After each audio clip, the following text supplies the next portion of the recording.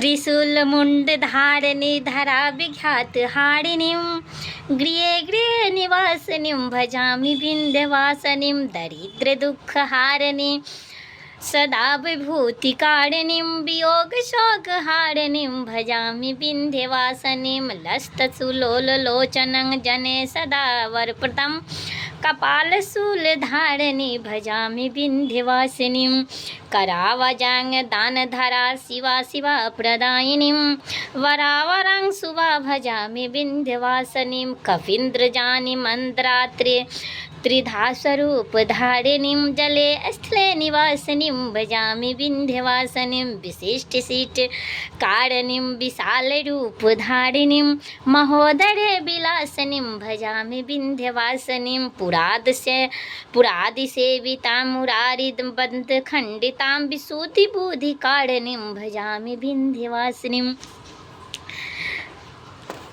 नमस्ते, प्रणाम। आप लोग कैसे हैं? उम्मीद होगा कि स्वस्थ होंगे और मस्त होंगे। तो मेरे ये स्तोत्र पढ़ने का एक मकसद है कि विशाल रूप धारिणी भजामि विन्ध्यवासिनी, जो माँ की दुर्गा की विन्ध्यवासिनी नाम से प्रसिद्ध है, जो नाम भगवान, जो माँ जल थल स्थल वायु हर चीज़ में स्थित है, मैं उन देवी का एक मंत्र आप लोगों को बताने जा रही हूँ, जो बहुत ही वशीकरण मंत्र है। ये मंत्र विंध्येश्वरी स्तोत्र है, जो आप लोगों को मैं करके सुनाई हूँ। और ये स्तोत्र का पढ़ने का मेरा एक ही मकसद है कि हर गृह गृह निवासिनी भजामि विन्ध्यवासिनी, हर घर घर में माँ निवास करती है, जल थल स्थल में भी माँ निवास करती हैं। और कपाल शूल धारिणी भजामि विन्ध्यवासिनी, मेरे कपाल में, शूल में, चक्र में, गदा में, शक्ति में हर क्षण हर वक्त माँ वास करती है। मेरे मन मस्तक में माँ वास करती है। माँ हर उस जगह पे वास करती है जहाँ पे आपकी नज़र नहीं जाती। माँ आप औरतों में वास करती हैं, हम औरतों में वास करती हैं, लेकिन हम मर्द जो है ना, सो इस चीज़ को समझ नहीं पाता है और वो पूजा करने के लिए जाता है मंदिर में, मस्जिद में, माँ दुर्गा के पास, माँ लक्ष्मी के पास, माँ सरस्वती के पास जाता है पूजा करने। लेकिन घर में जो औरत है, घर में जो माँ है, घर में जो बहन है, घर में जो बेटी है, उनके ऊपर तो वो नहीं देख पाता है कि ये मैं जिसके पास जा रहा हूँ पूजा करने, वो मेरे घर में विराजमान है। जिसको मैं देख नहीं सकता हूँ, उसको मैं पूजा करने जा रहा हूँ, और जो साक्षात है उसको मैं निरादर कर रहा हूँ। तो इन्हीं सब विषयों को लेकर के बहुत ही भावनात्मक ये वीडियो होने वाला है, और स्क्रिप्ट मत कीजिएगा। जो मेरी बहन यूट्यूब पर है या फेसबुक पर है, चाहे कोई भी प्लेटफॉर्म पर है, और वो पति से उब गया है, उनका पति मान सम्मान इज्जत दे नहीं रहा है, वो दुखी हो गया है, उन सभी बहनों के लिए आज मैं एक वशीकरण मंत्र बता रही हूँ। अगर इस मंत्र का 125 दिन लगातार रुद्राक्ष की माला पर लगातार 125 दिन इस मंत्र का आप लोग अगर जाप कर लीजिएगा ना, आपका पति वही करेगा जो आप चाहते हैं। समझ गए? यहाँ ससुराल में सास और ननद का एक ही थिंकिंग रहता है कि बहू को अपमानित किया जाए और बेटे को सम्मानित किया जाए। यहाँ बेटे और बेटी में फ़र्क नहीं करना चाहिए, और बेटा बहू में फ़र्क नहीं करना चाहिए।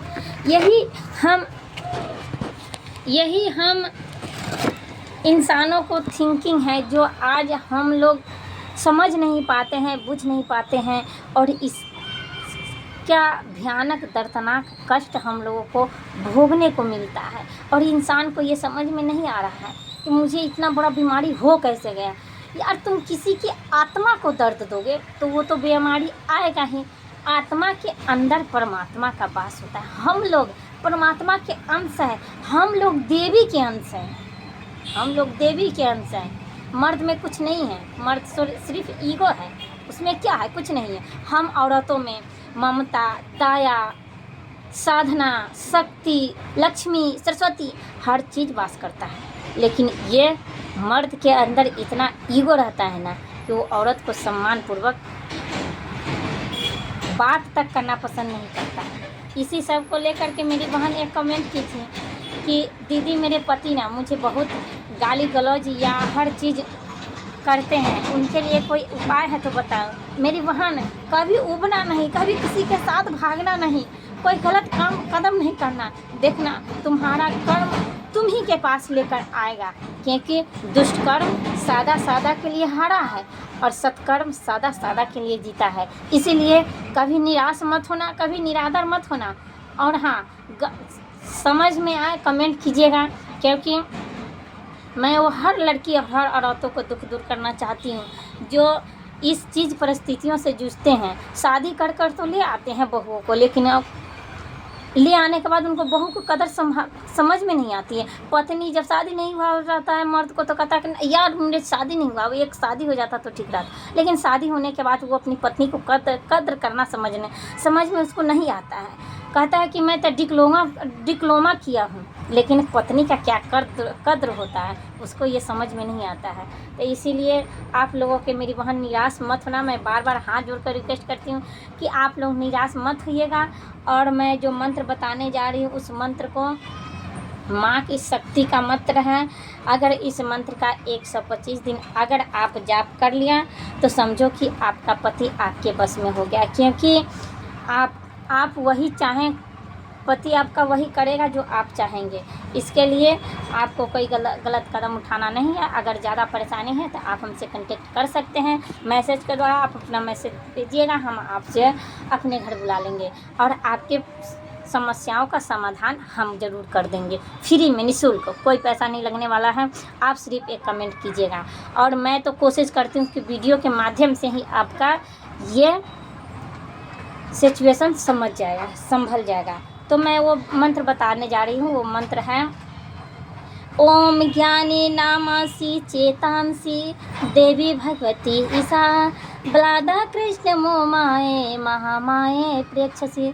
फिर एक बार मैं कर रही हूँ। ओम ज्ञानी नामा चेतांसी देवी भगवती ही ईसा ब्लादा कृष्ण मोहाए महामाया प्रेक्षती। इस मंत्र का 108 बार जप, 108 बार नहीं, सॉरी गलत हो गया है, 10 माला रोज़ आपको 125 दिनों तक आपको करना है। अगर आप अपने से संभव नहीं है तो किसी पंडित के द्वारा इस मंत्र का आप जाप करवा लीजिएगा और आप हवन तर्पण करवा लीजिएगा। आपका पति आपके बस में हो जाएगा और आप जो चाहेंगे वही आपका पति करेगा। तो इसलिए आप लोग कमेंट में कीजिए कि हाँ आप किस प्रॉब्लम में हैं, उसका सलूशन मैं बताऊंगी। ठीक है, फिर मिलेंगे अगली वीडियो में। नमस्ते, नमस्कार, प्रणाम। आप लोग ढेर सारा दुलार प्यार मेरे चैनल को दीजिए और मैं ये वादा करती हूँ कि आप लोगों की हर गरीबी, हर दुख दर्द को हरने का संकल्प मेरे पास रहेगा।